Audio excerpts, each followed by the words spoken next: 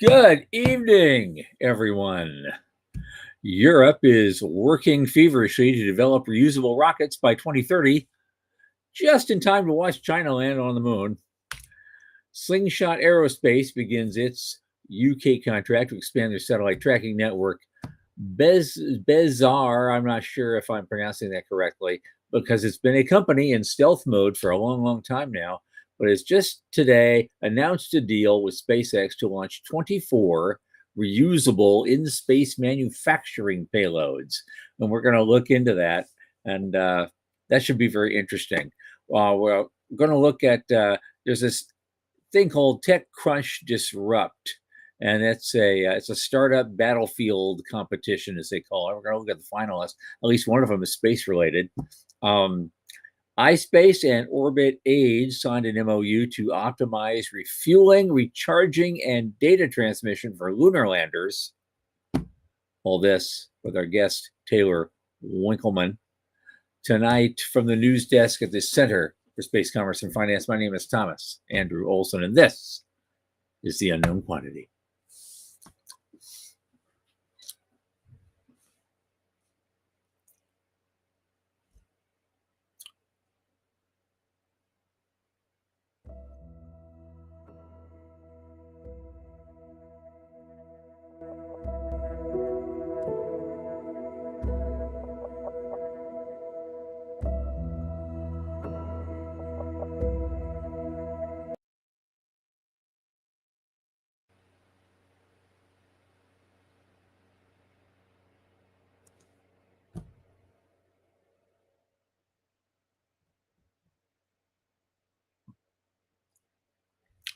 Interesting intro.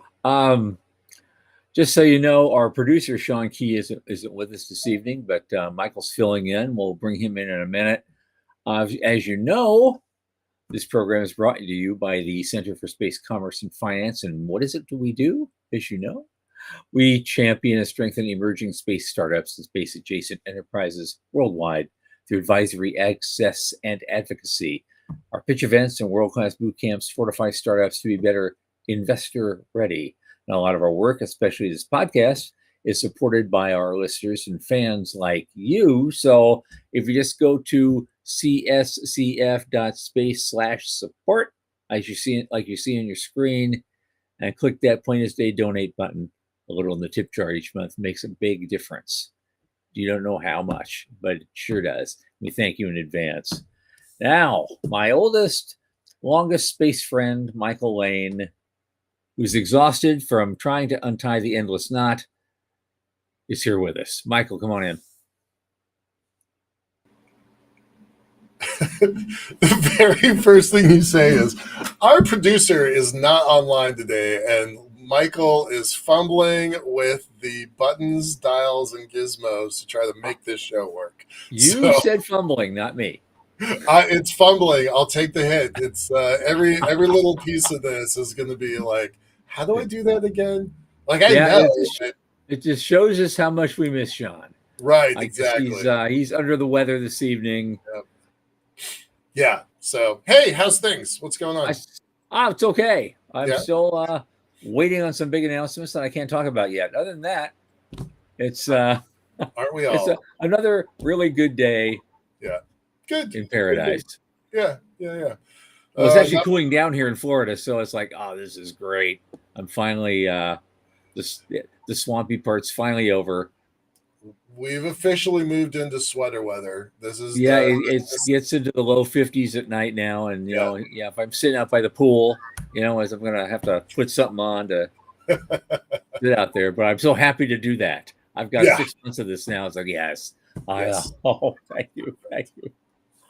All right, what's going on? What are we going to talk about first? Well, what is going on? Europe is at it again. They, you know how they've been trying to. They're sounding more and more like Baghdad Bob, right? They're out there. They're out there trying to say, yeah, we're going to do this, we're going to do that, we're going to do this, and we're going to compete. We're going to build constellations to compete with Elon Musk. And but they've been lately. Their big thing has been. They decided they need to work on developing reusable rockets. Right. And now they're saying by the early 2030s, we're going to get it done. it's not like they didn't know this was coming, right? I know. Uh, Well, these are the you folks know, who gave you Arion. So, right? The future brought to you by Ariane Space. yeah, Yeah, I mean, okay, credit where it's due. They're fine. They're doing it right. Uh, it's a pretty big rocket. I mean, good on them. It's almost 100 feet tall. yep, And we've talked a lot about spaceports and ranges. So this one is the S range in Karunga, Sweden, near the Arctic Circle. right, So that's pretty cool, right? They kind of get two wins with this, right? They get a more active spaceport and the development of a rocket.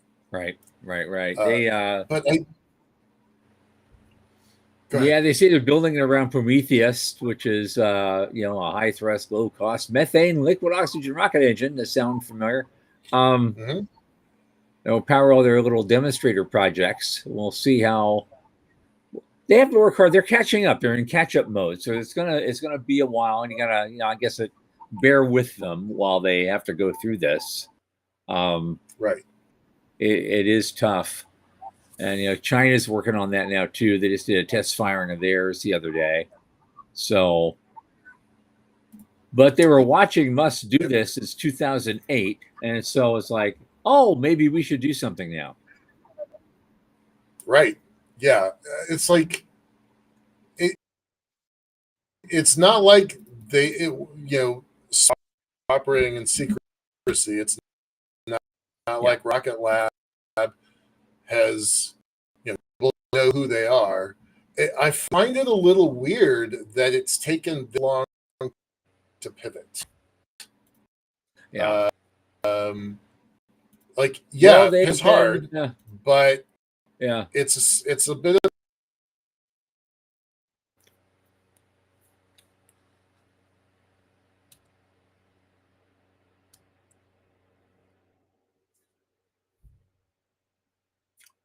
And of course, we have technical difficulties this evening. Michael, I've lost you completely.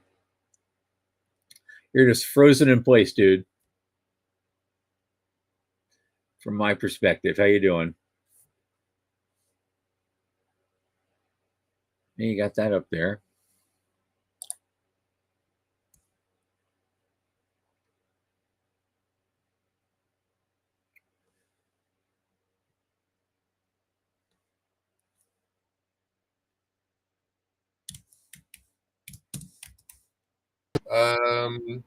There you are. There's another article in a series they've been doing for a while. Tom, I'm just going on because I lost you for a minute, so I'm just going to talk about China for a second. Okay. I lost you too. So it was like, yeah. Yeah. Love live programming. That's why we do it. So China's aiming for track by 2030. Now that number keeps changing a slightly bit, and the language of it keeps changing a little bit because what we've been hearing, kind of in the DC service, by 28, by 2020, in reference to some of their national priorities and some of their national anniversaries. So, yeah, it's happening. Whether or not we get the moon first again, I've been saying firstly. I don't know. I don't know if we're gonna a second time. So, all right. Yeah, it's Tom. Are you back now for real? Can you just mic check? There's a little bit of lag, but at least I can hear you and see you. So yeah, okay, yeah, I can. Yeah, cool. Do you have any comments on this? Yeah, they always say by 2030. Yeah, but everybody we talk to says it's going to be before. When they say by 2030, they want it before, and so they're gonna. You can't relax with these guys. No. Nope, you can't. This is one of those nights, and I don't see anyone out there in the world looking at us either. So usually we have our usual crew of suspects that come in. Right. Yeah, this is frustrating. Okay. And this is why Sean runs the thing, because I have problems from this side. All right. Well, let's kind of push on and see what we can get. Let's talk about Bexar. Okay. Oh, so okay. New company out of stealth. Yeah. This is a weird company. Another company I've never heard of. Bezar. It's XAR apparently. Bezar. So I'm not really sure how to pronounce that even, but they are making. Slingshot was first. That's okay, but they are making reusable in space manufacturing payloads, and they call them fab ships. I like that. And they're going to integrate into the first stage booster of a Falcon 9, and they're going to run a manufacturing process, and then ideally return home safety. They're going to launch 24 of these things, 2 at a time, on 12 Falcon 9 launches, and the first one could be before the end of this year. Yeah, before the end of this year. How do you? So I have so many questions about this, but seriously, first, hats off to them, right? How do you just decide that, the end of October, you're going to announce that within the next 2 months, you're going to have your first flight, that you've already built enough hardware to have, and you have enough in your war chest to have a dozen Falcon 9 flights? That is pretty badass. So hats off to these folks. Right. These things are about the size of an average microwave oven, I guess. Mm-hmm. And they're going to better manufacture semiconductor wafers. And in the end, it's supposed to be for a fraction of the cost. So even when factoring the cost to get to space and back. Okay. So that's honestly, that is a brilliant business model. I mean, really, they've been doing it. Oh, we just got a message from Doug Plata, by the way. We can hear Tom, but Michael is spotty. So thanks, Doug. Appreciate that. We're definitely having trouble on this end. Doug's here. Good. Hi, Doug. So Tom, the world. Yeah. Tom, you carry the weight on this then if my mic's not working, because I'm not sure what's happening there. Okay. All right. All I was going to say was, how much money do you have to have raised in order to have a dozen flights booked? Right. So that's one question I'd really like to know the answer to. And then the other is, as soon as I saw this plan, I kind of thought it was brilliant in its simplicity, because we've already had hundreds of returns from a SpaceX vehicle, and all they got to do is send it up while it's in orbit and then bring it back down. It's a very fast process to make this work. Kind of genius, and I'm a little surprised no one picked up on that before. So, well, the only thing that's not mentioned here is the money. How much did they raise to do this, and where from?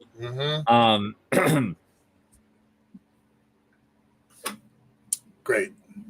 And great. So, thanks, Doug. Yeah. No money numbers. No money numbers. Well, it was founded only 2 years ago by someone named Ashley Pilipizin, I think. I think I'm pronouncing her name right. And she was an early employee at OpenAI, so maybe they got some OpenAI money. Yeah. To do some of this. That's cool. Yeah, I don't know. It's pretty smart. It really is. I bet you other people are going to watch this and say, "Oh, what else can we put on a temporarily orbiting or temporarily in space first booster?" So Pretty That neat. is wild. But it's interesting using vacuum technology to remove as many contaminants as they can Yeah. and develop even pure semiconductors. So this is pretty amazing. By Yeah. taking the process to orbit, use the ultra high vacuum to make better wafers for a fraction of the cost. So this is and even though they're flying on a Falcon 9 for the first 12 flights, they're actually the fab ships are actually designed to be launch vehicle agnostic. So I'm wondering how that will fit in the world of ITAR. Yeah, but they've got choices with Blue and Rocket Fab right off the bat, and maybe they've got choices with Firefly. If they can make a plug and play model that can go to any vehicle, they have a giant head start over competitors. It really is a very smart plan. I didn't see it coming at all. So good on them. Right. And it's something that other folks could possibly emulate if they knew about it. That's why they were Yeah, so in stealth mode for a while to yeah, make sure they got it all down, yep, got their patents applied for. Yeah, I yeah, get it. It's a good yeah, model. yeah. All right, moving on. I do want to, back it up one. I have another thing here. A Slingshot Aerospace Right. Okay. is another outfit I haven't really heard much about, but they have a satellite tracking network No, that no, they no, no, built. no. We've talked about Slingshot a Oh, have bunch. we? Okay. They're the guys. Well, here's what they've done. Slingshot is the guys that are using centripetal Oh, uh, oh. I get what you're saying. Okay. Yeah. The oh ones we were no. looking at and going, can they really do that? Yeah. So they've been I think that's who it is. But yeah, they've pivoted into tracking. Uh-huh. They've got some partnerships um, doing orbital tracking Yep. for debris and things like that. Right. That's what this is. And they're going Yeah. to install 13 new optical sensor systems at 5 locations. And they've got a contract with the government of the UK to do this, I guess. And the head of the National Space Operations Center is glad to have them as their delivery partner for a global network of optical space sensors. And so just adding to the sensor net around the world. And they already operate 204 across 21 locations on 5 continents. That's impressive. But I guess governments are their primary customers. So Yeah. Yeah, pretty neat. Good on them. Okay. So TechCrunch Disrupt it's kind of a big deal. Yeah.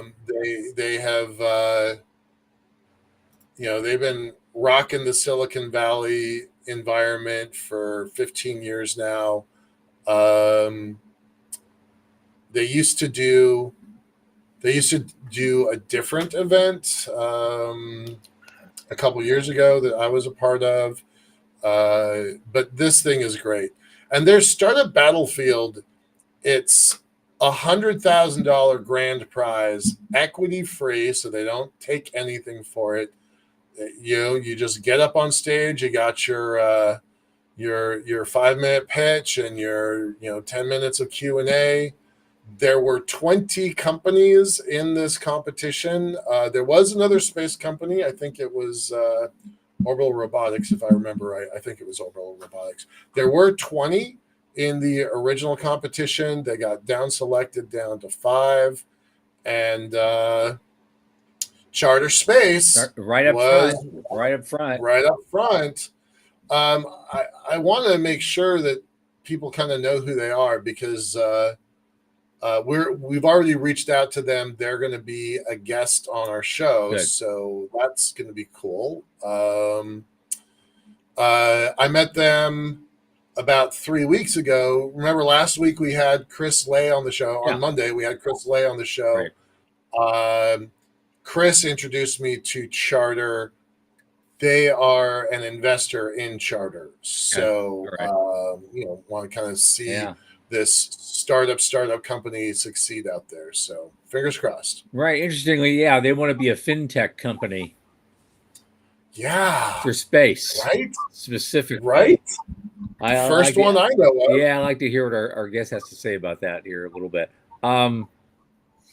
But they're capturing software, they're using the data set to feed an underwriting interface that ties in with the largest insurance carriers in the market, with the goal, of course, of being faster, cheaper, and more reliable risk evaluation for said insurance, and power new forms of credit and non-dilutive funding for space companies, looking outside the standard VC or public markets. So, yeah, this will be an interesting thing if they can pull it off. Yeah. When I talked to him about 3 weeks ago at Chris's event, one of the first things I said to him was, I'm a little bit well known for the phrase, if you can't insure it, you can't build it. Yep. And that's in reference to my elevator. Right. But I think it's true about all of space, right? So yeah, this kid, Yuk Chi Chan, really nice guy from Singapore. We were supposed to meet this week, and he got accepted into this competition. So he kind of got a little bit busy, but this is a pretty good article, and it really says if you can build the way they want you to build, then the insurance markets will join, and that brings hundreds of billions of dollars of liquidity into the system, and that's what he's really banking on. Sure. So it was a pretty fascinating one-on-one conversation. I'm really looking forward to him being on the show. Yeah. Yep. Okay. I guess before we get to our guest, we have one final thing.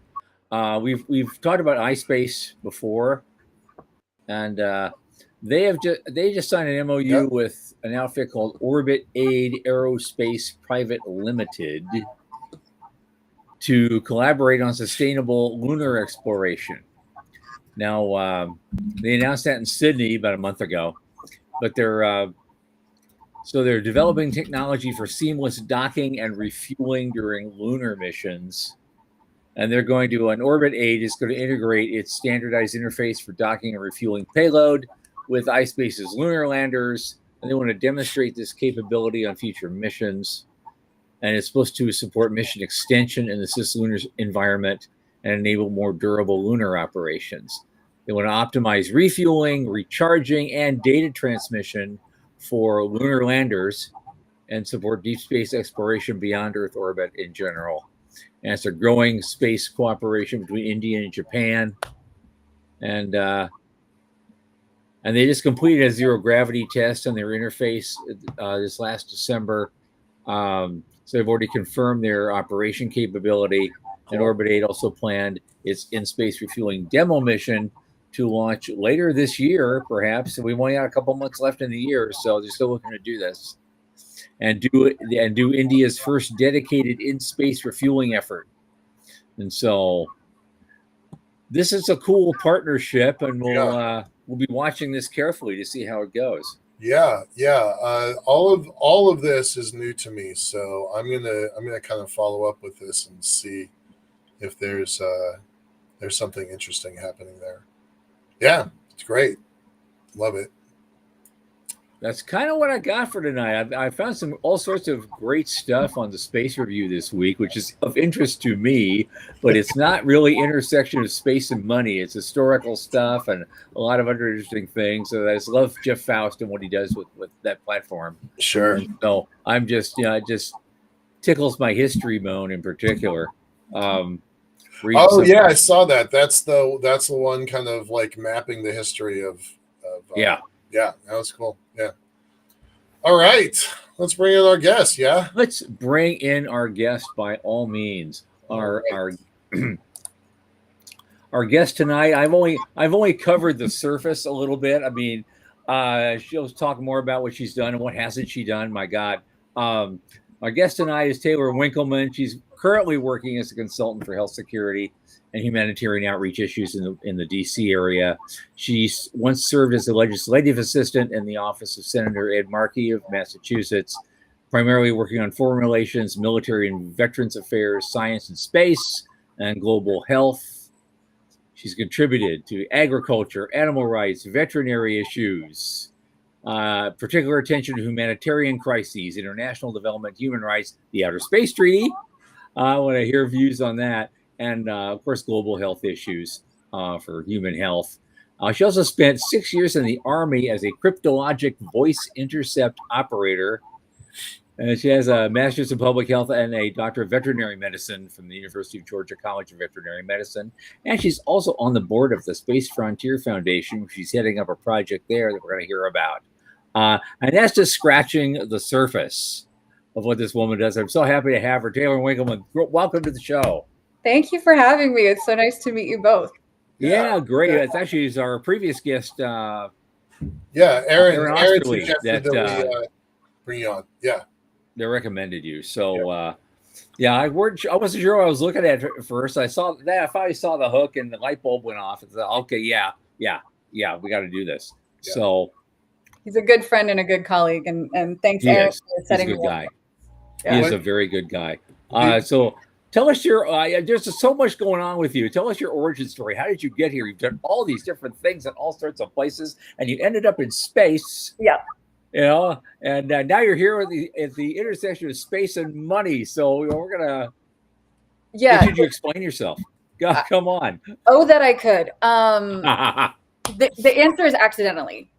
Honestly, my career has been like a series of fortunate events, as it were. I started as an Arabic linguist and deployed to Iraq and saw a lot of animal welfare and issues there. And that actually spurred me to go to vet school and become a veterinarian. That's a very long story that I made incredibly short. Right, yeah. But, I'm a former U.S. Marine, and I did kind of the same, leapfrog from place to place to place, and where we start does not necessarily determine where we end. So very cool. Did you, by the way, did you go to DLI? I did. Down in Monterey? Yeah, I did, and even that was more or less the job choice was an accident. I'm from Santa Cruz, just north of there. Oh, and my brother and sister. My half brother and sister are twins and they're 15 years younger than me. So when I was 17 years old, I was like, I'm ready to leave home, but I don't want to leave them. Right. And so I literally went to a recruiter and was like, hey, what's near here? And he looked at me and laughed and he's like, you're in California. The real estate here is not cheap. We don't have a ton of bases here. And I was like, right, but I want to stay here. Yeah. And he just looked at me and he's like, this crazy child, you could be a linguist. And I was like, Monterey? Okay. Cool. What's a linguist do? I'll just do it. That's fine. What's that job? And I'll take that job. I didn't even really pay attention to what he said beyond you're going to learn another language. And I was like, cool, whatever, fine. Right. And my ship date for basic training was 9/11. Wow. As you might imagine, I learned Arabic. Yeah, what a surprise. Arabic seems like a really useful skill at that point. Yeah, I mean, I didn't choose it. Like I chose very few things, and the reasons I had for choosing those things were usually not, ooh, I'm really good at this. It was, ooh, I have this ulterior motive that I want to fulfill, and I'm going to do whatever it is I need to do to fulfill that. So it was a lot of things like that happened. When I went to vet school, a couple of things happened. One, I realized that clinical medicine, and I apologize to every single clinician whoever hears me say this, but for me, clinical medicine is not a fit. It's boring for me. And I know that sounds crazy. I would have been an emergency room person if I'd stayed in clinical medicine because it's the most exciting thing for my brain. The guy that's on the show that's watching is Dr. Doug Plata. He's an emergency room physician. So. Hi. So yeah, kindred spirit, like you understand. Yeah. But for me, it was you're solving the same 15 problems over and over again. And so when I talk to people about, am I going to be suited for clinical medicine? I say, when you were in school, when you were taking science and math, did you like physics or did you like math? And they all look at me like I'm crazy. And I'm like, but the answer tells me everything I need to know. If you liked math, you like knowing how to solve the problem. If you like physics, you like applying the tools you have to new problems. And I realized I'm the physics person. So I went to one of my advisors and I said, dear God, help me. I have to finish my degree, but I also don't want to be in clinical medicine. And there's not a lot in vet school that they're going to do that'll steer you away from clinical medicine. It's med school. Mm-hmm. Right. That's they said, she said, get the master's degree. And I was like, yeah, everybody majors in like focuses their concentration epidemiology. And as previously stated, don't like math. Right. And she said, you should do policy. And I, again, didn't ask questions, went, sounds good, sign me up. And started that, had an amazing, I was a research assistant for my amazing capstone advisor, who basically, her name's Grace Bagwell Adams, shout out to Grace. She basically gave me free reign to take my research anywhere I wanted, taught me a lot of cool research.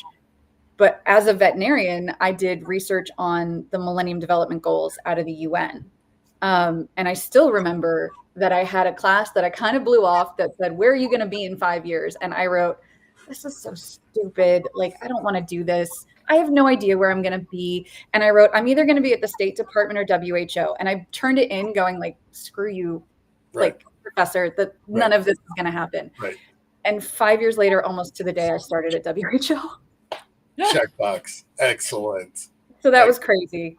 It's kind of fun how we like write our own crystal ball. We can write our own crystal ball. We can. Yeah. So that was kind of crazy. And then the reason I ended up in space policy, I did a AAAS fellowship. AAAS is the American Association for the Advancement of Science. I did that. That's how I ended up in Congress. And I ended up in Senator Markey's office. Again, accident. They usually go for climate folks. But the LD was out for a couple of weeks, like a very key couple of weeks. So I didn't place anywhere because I really wanted foreign policy, and it's really hard to get foreign policy. And so I was one of the few left. And as it turns out, like my background, my family are Irish Catholic, and Ed Markey is Irish Catholic. And I'm a veteran, and Ed's a veteran, but also has a veteran and foreign affairs team. So that was like a really natural fit. And he was like, you can do all of this. And I said, that's great. While we were splitting up foreign affairs stuff, this was 2016. In 2017, it was the 50-year anniversary of the Outer Space Treaty. And one of our team was going through kind of the assignments of like, how do you split up the portfolio? And he was like, oh yeah, the multilateral stuff, the Outer Space Treaty, it's 50-year anniversary. And I said, the what? He said, Outer Space Treaty. And I said, there's a what?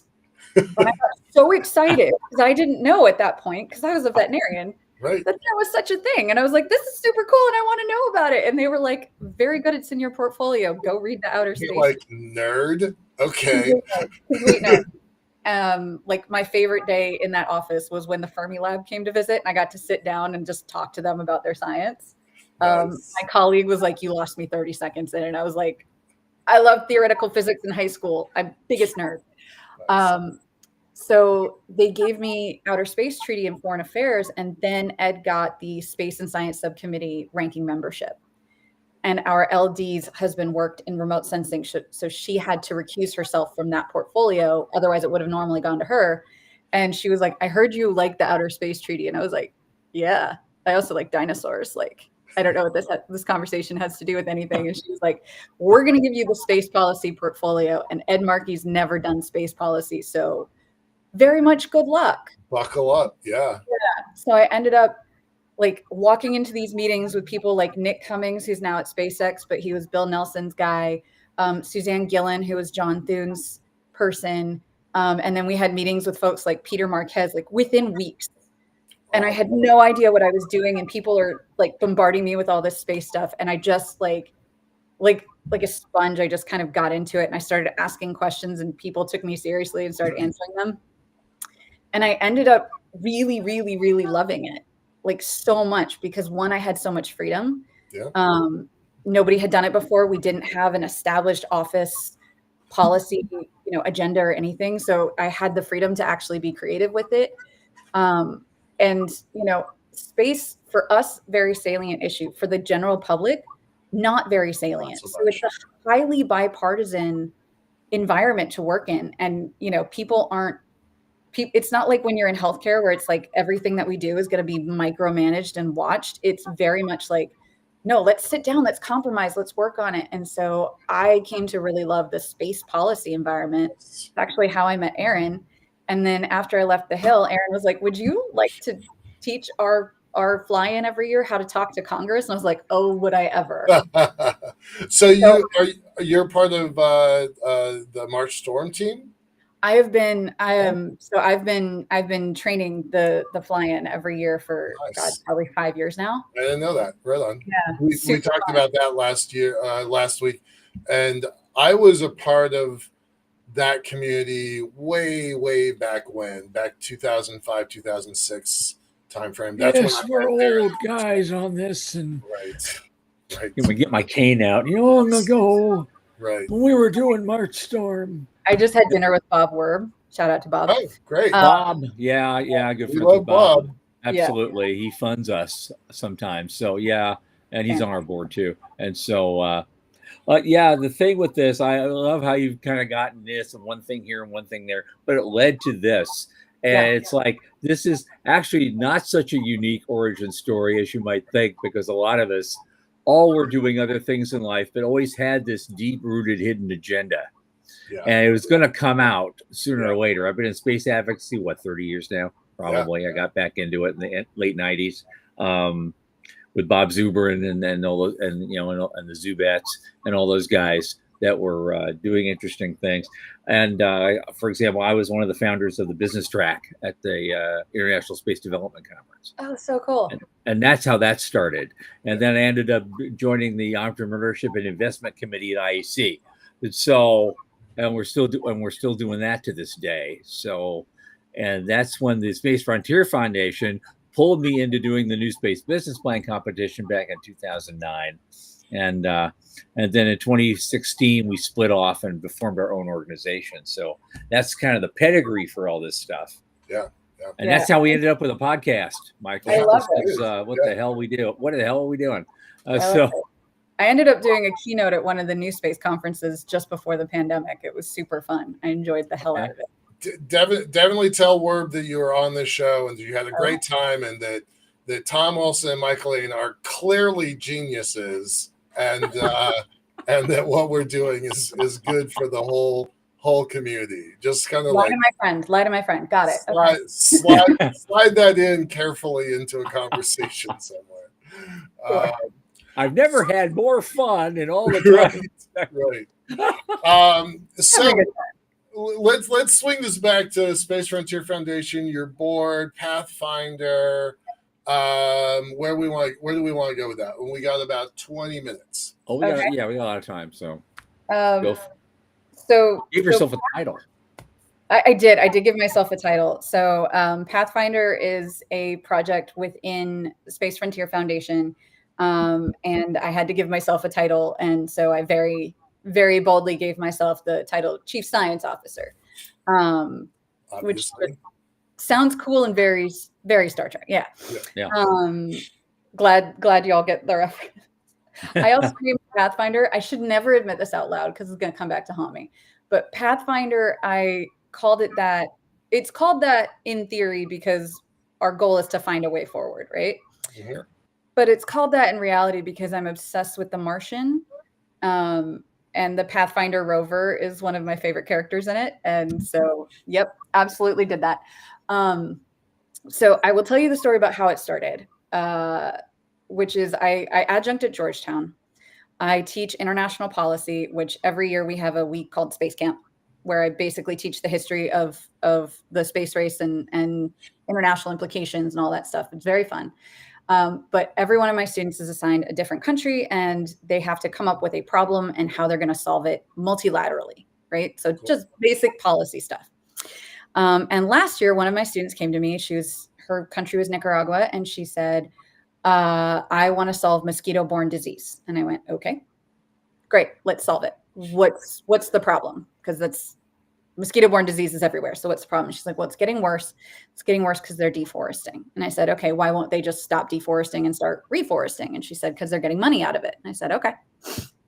So you need to find a way to give them money to reforest. And she said, yeah. And I was like, great. Have you heard of the carbon credit market in Norway? There's your solution. Right. Bye-bye. Have a nice day. Go Right. away. Like, Right. I solved your problem. And I felt really, really smug for like 30 seconds. And then I stopped and I went, holy shit, there's going to be a huge problem in the carbon credit market. And the reason there's going to be a huge, come with me on this fun economics journey. Right. The reason there's going to be a huge problem is the number of sellers in the market will be somewhere in 150 to 160. The number of buyers, state buyers, not corporate buyers, but state buyers, most corporate buyers are either going to be state backed or like backing states, that kind of thing. Yeah. It'd be about 40, maybe. Oh, Mhm. that's And awful. that creates a buyer's market, which creates intense competition amongst sellers, which creates incentives to cut corners because you have to cut prices so much, which creates problems with credibility, and it creates problems with sellers exiting the market, which means if we're actually trying to transition off of fossil fuels, which we will have to by the end of the century, whether we want to or not, we'll run out, and get to all of those things, we're going to have a less than optimal market. You actually have to do something to fix this market. And I went, oh shit. Oh God, what are we going to do? And at the same time, at the foundation, I was working with the space-based solar team who came to me and said, what we're really interested in is getting the developing world to get to space-based solar before anybody else. And I laughed.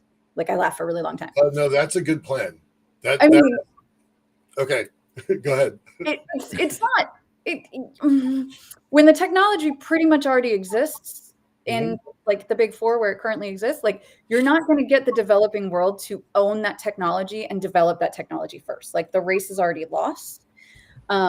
But it's a really good tool for potentially use in the carbon credit market, for use in development economics to try and create pathways towards aid independence, right? And full participation in the global market and global economy, which leads ultimately to like full participation in space economy and, space programs and all kinds of great things that we all want to see.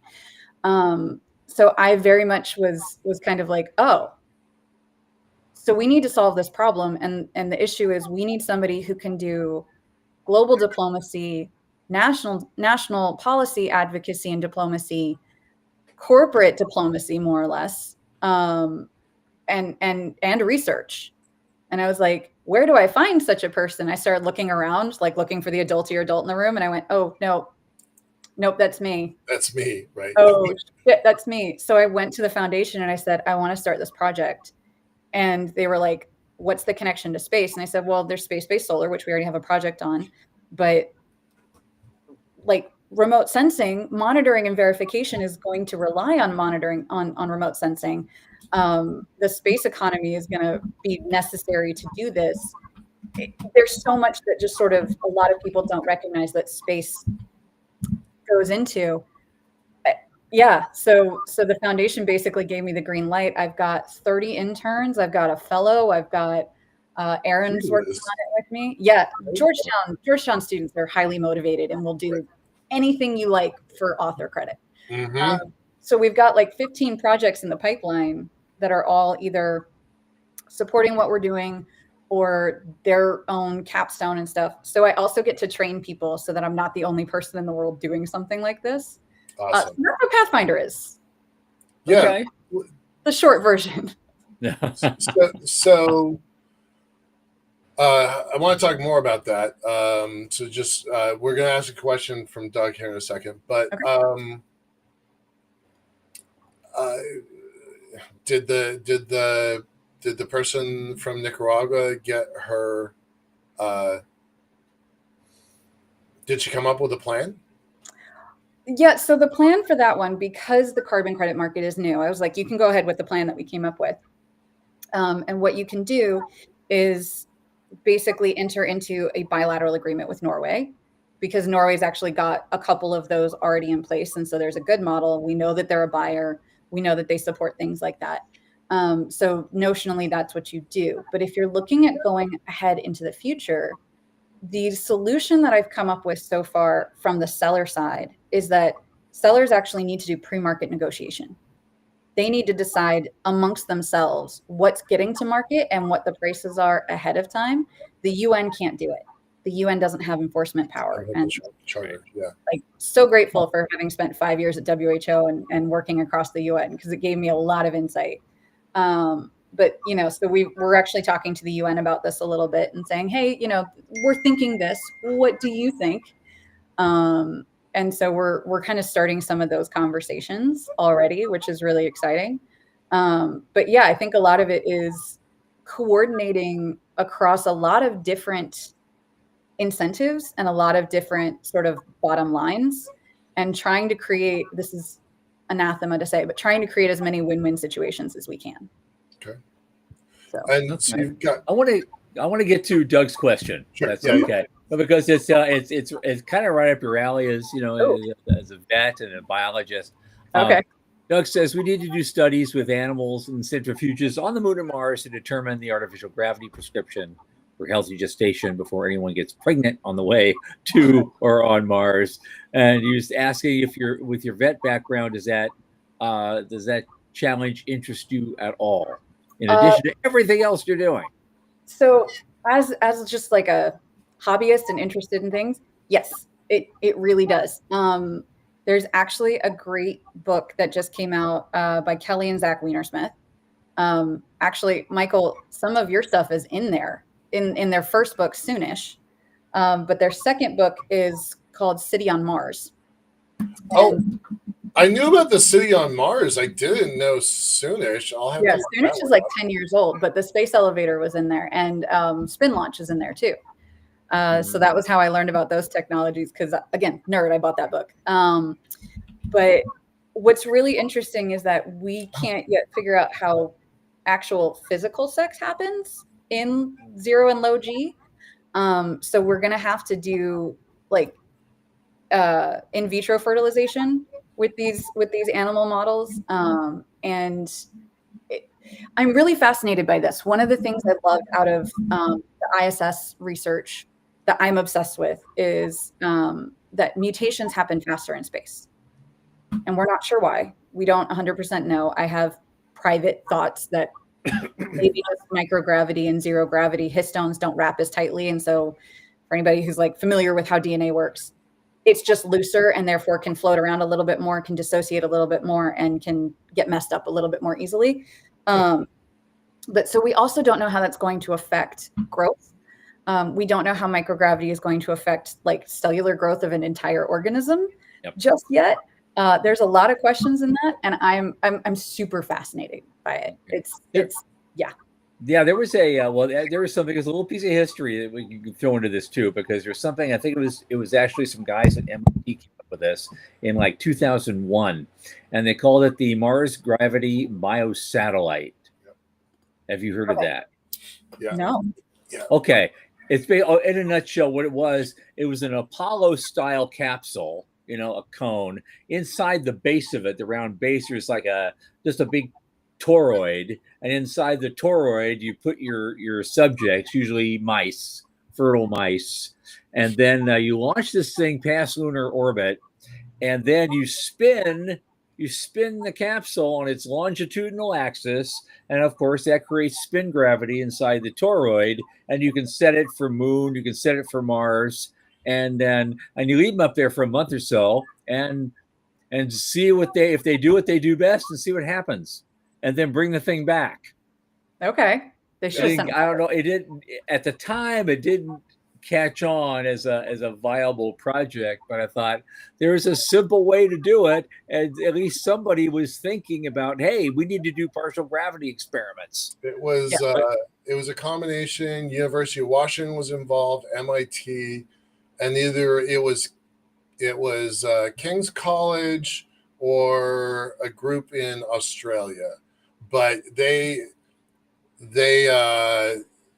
couldn't. They had a really strong technical team, and the politics and the ethics and the finances of it, just they couldn't get past it. Yeah, and the Zubrin factor too probably had something to do with it as well. But it's so overdue. It's so overdue. I know that's not your kind of research area, but if you want to throw that into Pathfinder, is like squish that in as a to-do item, it'd be super helpful. I mean, I'll put it on the list. Okay, good. Why not? I mean, for real, but yeah. No, I think I've got some ideas on how you could engineer that quickly inside current spaces. So I'll put something together and fire it off.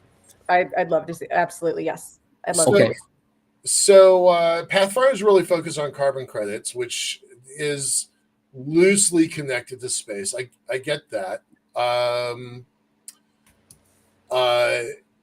But you also kind of had this interesting role in creating space stations. So talk about that as part of it. And we only have about 9 minutes, so we're gonna that short answer on that one. So this actually comes out of being a veterinarian, and this is I'm just gonna go ahead and put it out there that this came out of literally knowing only the Outer Space Treaty and walking into rooms and hearing people talk about things like asteroid mining and lunar mining and things that, to me 10 years ago this is science fiction. This is we call them cults. We call them cults. Yep. Sure. But I was fairly quickly convinced that this would be a thing eventually. And I said, okay, there is an article in the Outer Space Treaty that we are party to and also wrote. But there's an article that says you can't back contaminate the Earth. And there's a real serious concern of what are you collecting out in space, and you want to bring it back to Earth, and that's how you extract value. Sure, got that. How are you going to convince us that it's safe to bring back to the surface? Like 1 moon rock, 2 moon rocks, I think we're not too scared of. But when you start bringing back quantities of things, or you start using mass quantities of water in space, even because you're not supposed to contaminate celestial objects. So the moon, Mars, you have to bring water to those places or extract water. How are you going to prevent that? And I had an answer in my head. And I remember that meeting because I got like bulldogish about it and I wouldn't let it go because they wouldn't give me the answer I wanted. And the answer I wanted was, we maintain a national laboratory on the ISS. Okay. And national laboratories have 2 meanings. One, it's a place where government-funded research happens and the government runs it. But it also, in the public health world, is where we do all of our testing, right? So if I think that there's a reportable disease in an animal herd, I take a sample, I send it off to a national lab. The national lab does that testing, right? So it's like, there's a national lab in space. You swab the stuff you want to take back to Earth. You culture it in a petri dish for a few days. If nothing grows, you're good. And if something grows, for God's sake, don't bring it down. Right. All right. And everybody quarantine, like everybody freeze, right? Right. And so then this became my thing that I was so concerned with. And I said, oh my God, we have to maintain a national lab in space. And I wasn't concerned about it until then I saw that the ISS was due to be decommissioned. And much like the shuttle program, we had no replacement idea. And so I came into one of our sessions one day where we were writing, I think it was the Space Frontier Bill of all things, or the Space Commercialization Bill, something like that. And I said, oh, guys, here's a provision. We need to maintain a national laboratory in space. Yep. And they said, weird, but okay. And the language I had, because I came from a progressive office and I knew I was walking into a bipartisan situation, the language I had was, the government shall maintain a national laboratory in space on a government platform. And they said, is this part necessary? And I was like, would you like it on a commercial platform instead? And they said, sure. And I said, how about either or? And that was where that language came from. And now you see it in like every Republican proposed space bill. Right. And Hi, congrats. Good for us. Yep. So good for everybody. We need to pass it though. Like that needs to come to fruition because it is actually quite important for us to do that. So that was how I kind of started with like my personal agenda of what we need to have in space is we need that. And then I found out a couple of years ago that Orbital Reef saw that language and went, ooh, we should form. We should do that. Yeah, we should. Here's Orbital Reef. Checkbox. Thank you very much. Yeah. All right. 5 years. Imagine 5 years. Pull out your crystal ball. What does the future look like for Pathfinder? Carbon credits, are they a thing? Do we care? Do we have space-based solar power? What's 5 years look like? 5 years from now. Okay, so 5 years will be what? 2030. So the Chinese have said that they'll have space-based solar, their first demonstration of space-based solar, up by 28. Do I believe that they're going to stick to that timeline? Probably not. Do I believe that that will happen? Yes. So 2030, 2035 seems sort of reasonable estimate for something like that. And I don't think that the Chinese are going to be super concerned about whether or not it's profitable, because I think it's going to be part of their Belt and Road initiative. They send it into space. So the United States, I think, will be competing with that. We may do what we've always done with our space races and just kind of go, oh, it's happening. Oh, it's happening. We should maybe get started. Let's just do it really fast and throw a bunch of money at it and just make it happen. So I think that we might see that happen. We might see sort of an explosion around that. Welcome to America. Yep. Been here before. Yep. We are nothing if not last minute, like coming through in the clutch, kind of, ninth inning kind of a country. It's worked for 250 years, so why change? Yeah. Why not?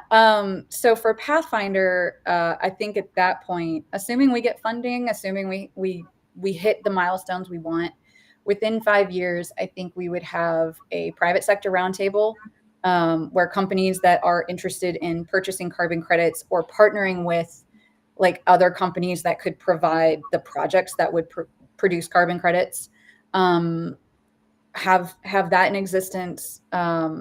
Hopefully have some trading blocks set up throughout, like regional or global, and have some legislation that would essentially looking to replace USAID type aid with projects that will encourage development, right? Like developmental growth and economic growth that makes countries aid independent. So for me, like 5 years, the beginnings of that would be my magical, everything goes right and nobody hates me enormously. Okay. Kind of a thing. Yeah. So that's 5 years from now. All right. So with our last, we go for 25. Yeah. 25 years. With 1 minute. You got 1 minute. And she's still going to look the same. You know this. Right. Yeah. It's, this. Thank you to Korean skincare. So people are on the moon and Mars. We've replaced our critical minerals. We're not on fossil fuels anymore because we're practically run out. There's much more recycling happening because we have a lot of non-renewables that we just are going to be forced to recycle. Synthetics will be a big thing. Hopefully there will be cancer vaccines. 25 years in the future, I'm really excited about, honestly. I think there will be a lot of breakthroughs. Some will be space-based, some will be focused on health on the planet, health and livability, survivability on Mars, Moon, and beyond. That was under a minute, right? Yeah, that was good. That was good. Guys like me will probably be the recipient of some of those those breakthroughs if I'm going to make it another 25 years. So we'll see. Don't even. Yeah. How I asked this last week and it kind of surprised somebody. So how many people are living continuously in space? Doesn't matter what destination, orbit, moon, Mars, whatever. How many people are living in space? One way? In 5 years and 25 years? 5 years, not many. 25 years, I think we've got maybe 1,000 scale, not even 1,000 scale, 100 scale. 100 scale. Okay. Yeah. Right. I think that takes time. And a lot of people who claim to be willing are probably not going to be as willing when faced with the actual decision. Right on. Well, thanks. Appreciate it. Okay. Taylor Winkelman, Renaissance woman. She does it all and does it extremely well. And I can't wait to catch up and have you on here again. This is a great time. And we could spend a lot more time talking. And I guarantee you we shall in the coming year. So thanks so much for being here, and we'll see you again. Bye. Night, everyone. Okay, Monday we're taking the night off for a rerun because I and maybe the ailing Sean Key will be, and maybe Michael too, going to be at the Space Settlement Summit at the University of Central Florida Monday and Tuesday. There's an economic summit happening after that that's being sponsored by The Economist. I know the other Sean Graham, and I are probably going to crash that on Wednesday at least. And so we're still working on a guest for Thursday, but we got so many good guests in the pipeline. I'm sure it's going to be amazing. So stay tuned on social media. I'll be posting about that. So we're taking Monday off, but Thursday is going to be great. And the following week is going to be even better. So stay tuned, guys. From the news desk, the Center for Space Commerce and Finance, my name is Thomas Andrew Olson. Keep watching the skies.